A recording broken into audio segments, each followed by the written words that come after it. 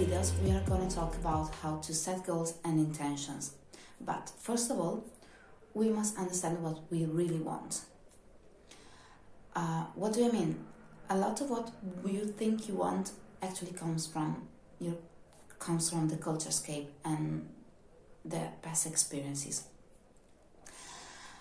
For example, when we feel that I have to want that, this creates burdens, this creates heaviness, and it's difficult. That's a clear indicator that that's not what you want. People are taught that usually happiness cannot come without wealth, for example. And best of parents do that because they value financial stability, they value safety for their kids. And so they start planting these seeds of belief in their kids, and the kids start living their life following the values and beliefs of their parents. And it's really crazy how often this makes us sacrifice what we truly gives us happiness right now, and we already have, and sometimes it's really simple. We sacrifice it to reach something that it's supposed to give us happiness in the future. This is the first point. Second point is follow your joy. And this can be a trap. Because this is what could have happened. Okay, imagine a kid who really enjoys playing guitar, and his mother, for example, wants him to help her with the chords at home. So she starts valuing and praising and recognizing the kid when he helps at home, and telling him that playing guitar is a waste of time. What happens to that kid is that he starts feeling guilty when playing guitar and feeling really good and well when he helps the mother. So he starts believing that he loves. What he really wants is helping others.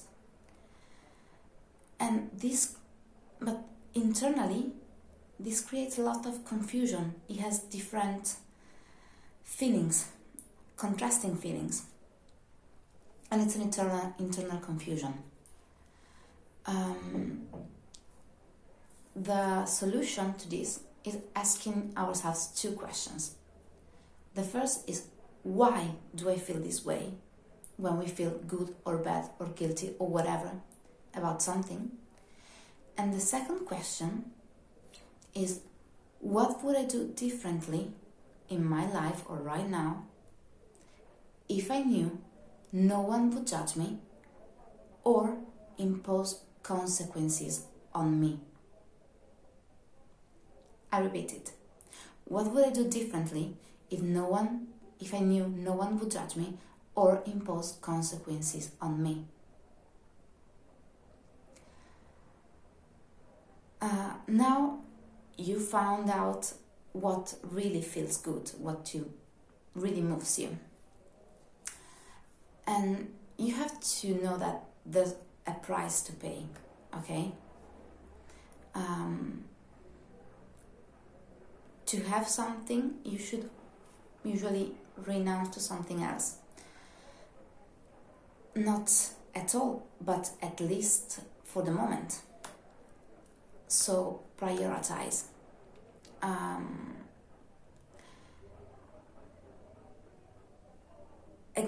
Another good question is to find your passion is, and this is really simple, would you still do it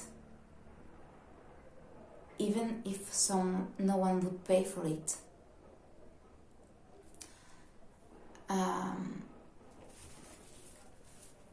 So, last thing, but not least, is you need to differentiate end goals versus mean goals. The ultimate goal is always, always, always happiness, right? So what do you see and envision as a bliss? As your life as a bliss? And every goal that has a because then, for example, I want to get a degree because then with the degree I can do something else, or anything like that. I want to move to this city because that's not your end goal, that's just a mean goal. That's a mean to get to what you really want. So you always have to finish the chain of thoughts. Because then, and that's what makes you happy. It's really important to understand what the end goal is. So in the next video, I'm gonna guide you through a couple of exercises to understand and to set intentions, create goals and a vision for your life. Create a visions. Yeah, so thank you for being here, and question yourself. See you.